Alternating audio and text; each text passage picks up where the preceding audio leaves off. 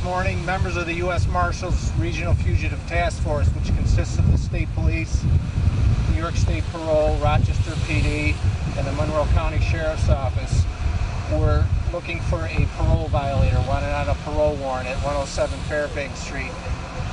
They made entry into the residence in an attempt to arrest the parole violator. The parole violator armed himself with a butcher knife. The task force went to take the parole violator into custody, and the parole violator was shot by one of the members of the task force. No law enforcement officers are injured. The suspect, the parole violator, is a male in his 30s. He is at Strong Memorial Hospital in guarded condition. Right now, the New York State Police has the primary investigation to conduct the investigation here on Fairbanks Street, and the Major of the State Police is here to address any other questions. Where was the gentleman shot? That he's stable, guarded condition.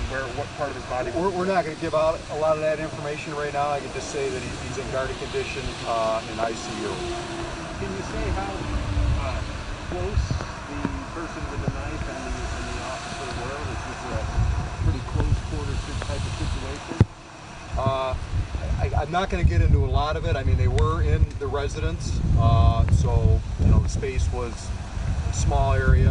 However, I'm not going to get into distances and stuff like this. What was the gentleman on parole for? He's on parole for a burglary charge. Why did you want him down? He was wanted on a warrant. He's a parole absconder. What does that mean, Marshal? He is skip parole, and that's what this task force is built for, Berkeley. We are out looking for violent warrant suspects. We make about 400 arrests a year. That's what the task force is made for, to get violent offenders off the street. Did you say anything about he said violent offender too? So was there other stuff in his past, I guess, that made it? I don't know anything about his criminal history right now, but there was an outstanding warrant for violation of his parole. So how common is this? You guys are looking for somebody who absconded parole, obviously. How common is it for you to go look for somebody in their house?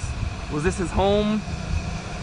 I'm not going to get any details whose resident this is, but this is a common occurrence. The task force makes over 400 arrests a year, removing violent offenders from Buffalo, Rochester, so it's very common for us to be out here in a group. It's not just U.S. Marshals, it's the State Police, the Sheriff's Office, the RPD, and so it's very common for us to be out making arrests. How common do they become violent?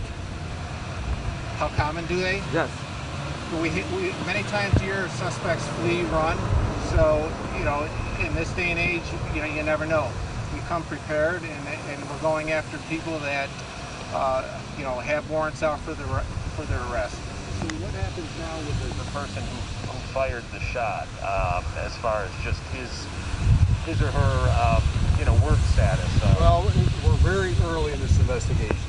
You're going to have to give us a little bit of time on that. We're only 2 hours into it.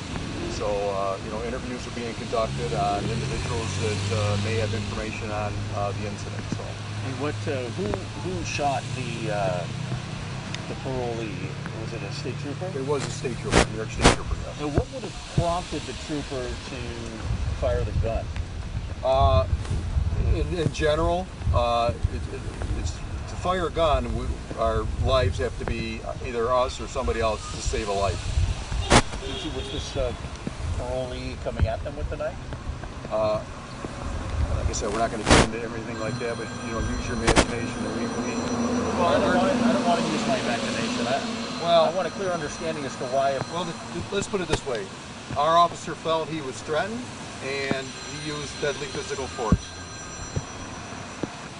Was there a reason to think, either Major or Marshal, that the person you were trying to get was a threat to the community?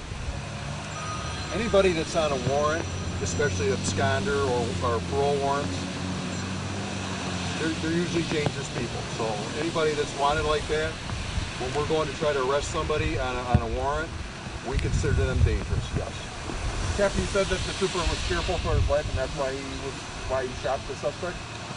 He was fearful for his life, correct. How many people were inside the house when, from the task force when the parolee was shot? I don't have that information right now. How many people, residents, besides the parole violator was inside the house. I don't have that information right now. We're going to release more information when it becomes available. We just wanted to give you bare facts of the case, and we'll send something out shortly, okay? Thanks a lot. If you expect any other updates, we'll come from the scene or via email. I'm not sure yet. Was anybody else in the house at the time? I don't have that information. How much longer will you be here, do you expect? Well, obviously it's a scene. It's a crime scene. You know, so we have to take our time with it. We have to get search warrants. So we'll be here for a few more hours. Absolutely. Okay. Thanks for the update. All right. Thank you very much.